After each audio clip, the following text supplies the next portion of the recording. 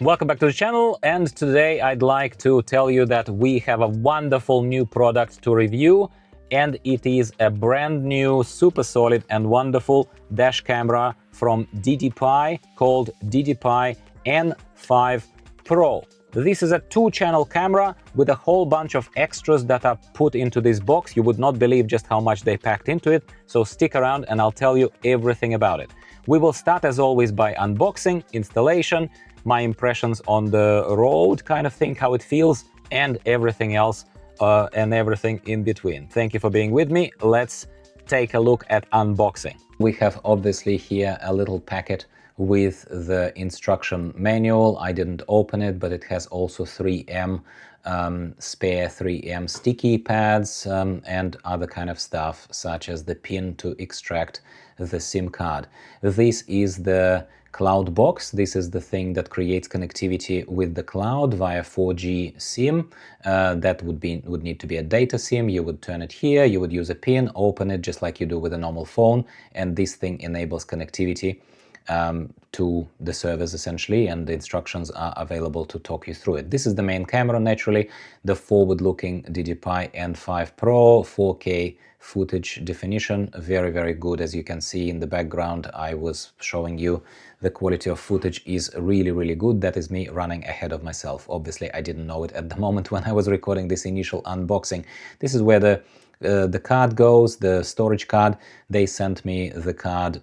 So the reset button that I'm showing to you right now is needed when you are enabling the app, when you are just making sure that the camera is detected by the app that you will download from the store.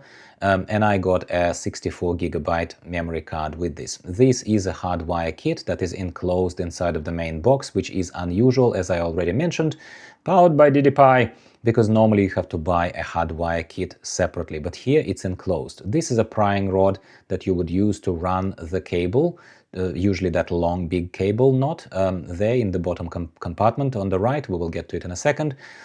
This is the rear view camera with adjustable tilt adjustable angle, obviously USB-C power connection, and I do not know why these openings are there. Not like it would probably capture any sound, but who knows, maybe it does, maybe it would surprise me.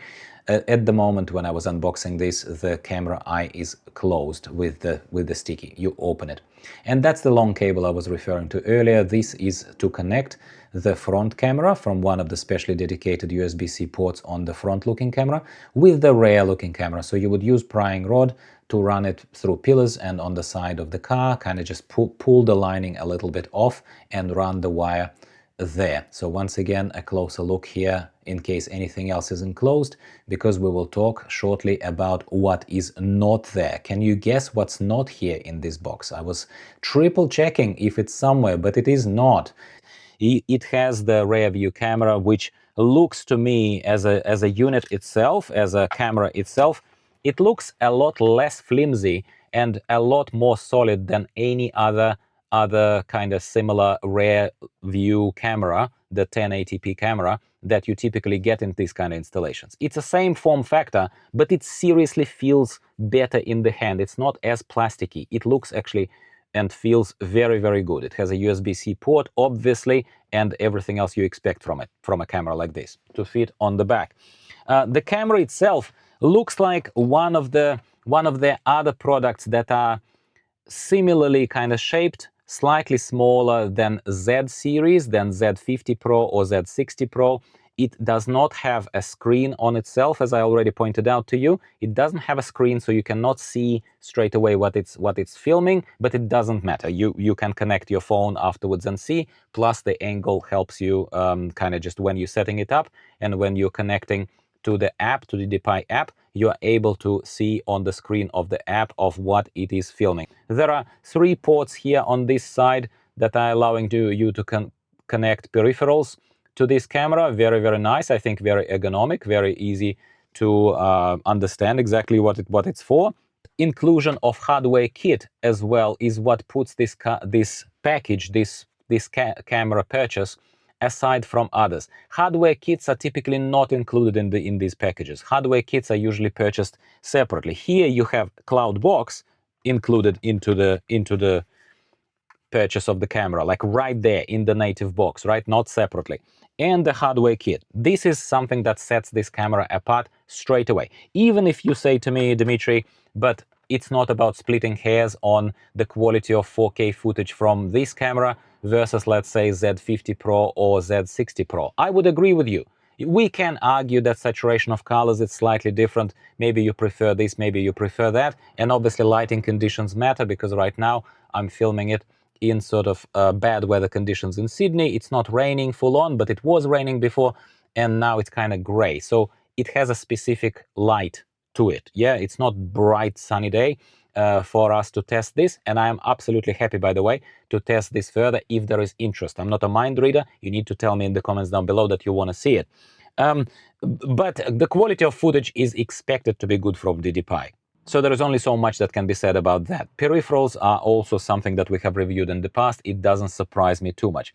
What surprised me a tiny bit, it's not a showstopper by a long shot, but what surprised me a tiny bit is that while they so generously included the cloud box, they included the hardware kit, both cameras, obviously, a very, very long connection cord between the cameras, between the front and rear camera, yeah. But what's missing from here, what's evidently missing from here, is any 12-volt adapter with a USB port on the back. That it became completely common and completely expected in any of these packages. But we expect that 12-volt plug that you can plug into the cigarette lighter port, and you get the 12-volt port essentially to feed to your camera. It's absolutely to be expected, right? I'm sure you would agree with me. But this is not here. It's very, very strange. It's super strange to me that they are going away from inclusion of this port, of this plug that is in majority of vehicles. We expect it. Yes, there are other ports, USB-A's, USB-C's in all modern vehicles, but you can't simply discard it. You know what this move reminds me of? It reminds me of the move when Apple removed the 3.5 millimeter jack from the iPhone. I can't remember which iPhone number it was, but I'm sure the whole world remembers it. When they simply said, no more wired plug available on our phones. And everyone was like, oh my God, like, and I'm sure the world adjusted to it as they would adjust to this kind of packaging and to this kind of exclusion of the cigarette lighter plug.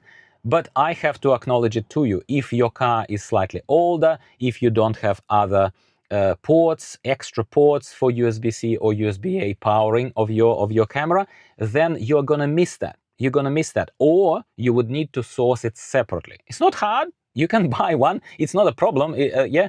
But it's something that I absolutely have to mention to you. Final thing that I'm simply going to mention to you as well here is the fact that I was sent also separately to the hardware kit that's included in the main box, separately to the cloud box. I already spoke about this. But I also got this. And this, my friends, is probably something that you would need to buy separately. It's just for me for testing, and we would go back to this, I imagine, and test it later, especially if you're interested. But believe it or not, this package, this thing, contains another hardwire kit. Okay, that's fine. Okay, thank you very much for an extra one. So there is a hardwire kit here. And what it also has, my friends, is a radar module. Radar module. I don't know exactly how it works. I haven't tested it thoroughly, neither have I yet researched if it's even legal to use one in Australia. So this is not something that I am promoting per se, like go use it. I'm simply showcasing and giving justice to what the company sent me, and maybe in your country, either you don't care or it is simply allowed. But regardless, this is cool. This is simply something points out that DDPAI has support for this kind of module, and if you want to detect radar microwaves coming up, so you know that police is there on the road or something, that you may want to slow down, just a little friendly reminder. You shouldn't be speeding anyway, but maybe it serves as a friendly reminder to you and certainly helps you avoid massive fines. I think this is useful. My point is that it's useful, but my point is that it also comes in a separate box. And most likely you would have to buy this appendage separately. But with your DDPAI camera, it would be a very, very good kind of thing. So now the installation is done, and of course it's a temporary one. As you can see, wires are everywhere, and I'm not defending it. It is just a quick test, of course, to test the quality of the footage. So as you can see, I'm lucky enough in this MG ZST, there is a port here at the top, which allows for a very, very short cable to power this camera. I actually don't have a problem with, you know, running the cables to power this camera kind of across the pillars here and using the prodding rod and everything else. I don't need any of that because I can power the cameras very, very easily. And as you can see, I have even the old / previously used, always used DDPAI camera Mini 2X here in use. It is, interestingly enough, the form factor is exactly the same as the new N5 Pro, except N5 Pro is so much more powerful, has so many more peripherals connected to it, and it produces the 4K footage as opposed to 2K footage that Mini 2X is producing. So that just tells you how much the technology has gone ahead, and DDPAI are definitely innovating. So here, shamefully and for fun purposes, I have connected basically my rear view camera, except I'm not running the cable all the way back to the car, but I am instead just looking at myself here from the sides. And unsurprisingly, sort of looking at this after recording the footage, of course, I think that this is very, very, very respectable. It's respectable quality of the 4K forward, maybe just because I've been using a 2K camera for a while and I haven't looked recently at 4K footage, and this is the first time I'm looking at it.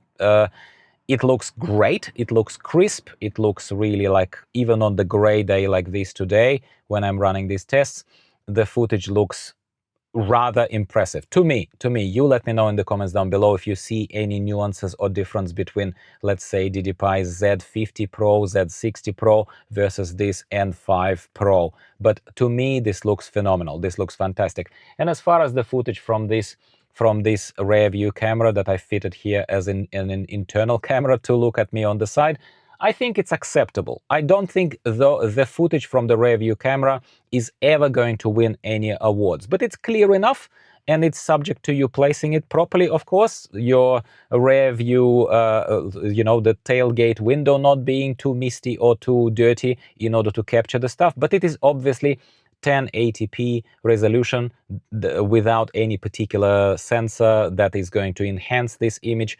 It is just for you to see if somebody bumped into you from the back. God forbid that actually ever happens to you. So I'm impressed with the footage once again. This doesn't pretend to be a very extensive test, but it is an all-encompassing test as far as the two cameras, forward-looking and rear-looking camera, are concerned. I very much welcome your thoughts, especially if you're interested in a more extensive test of the radar detection module and of the cloud box. If you want a more extensive unpacking and kind of explanation of how that thing works, I'm more than happy to tell you about that. But at the moment, this is all for the initial impressions. Very impressed with DDPAI N5 Pro. Very grateful to DDPAI for sending us these modules periodically for these tests. And in between, I would like to again draw your attention to compilations of variety of useful car gadgets from Amazon and AliExpress that I think are useful for day-to-day life. Yes, it's an AI assembled video, but it is assembled from my scripting. So please understand that I'm not outsourcing it to anyone.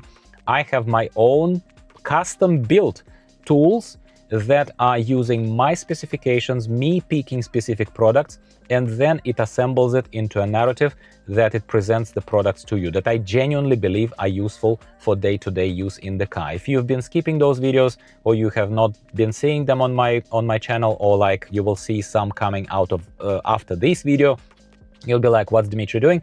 Please understand that it's still me, very much a human in the loop of this production. And occasionally we get these specials where I'm very much on screen, and occasionally, more often than not, I am producing those kind of compilations for you because a lot more people sort of like it as well. So please don't ignore those videos. Thank you very much for your patronage. Please visit our sponsors, DDPAI. The link is in the description to this video, as well as the pinned comment, and I hope you enjoyed it. Bye for now. I'll see you in the next one.